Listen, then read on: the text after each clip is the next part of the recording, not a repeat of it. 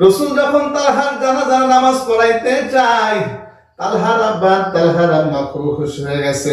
আল্লাহ রাসূল সেখান থেকে রওনা করে চলে গিয়েছেন। হঠাৎ করে তালহা তার আব্বা আম্মাকে জিজ্ঞাসা করতেছিল, আব্বু গো, রাসূল কি বললো একটু বলো না, আমার রাসূল কি বলে গেল একটু বলো না।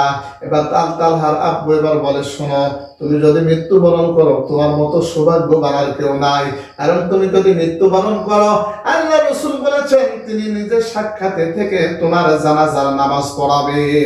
একটু হাসি মুখে বলা যাবে কি আল্লাহু আকবার। তালহা এই কথা শুনে বলল, না না না,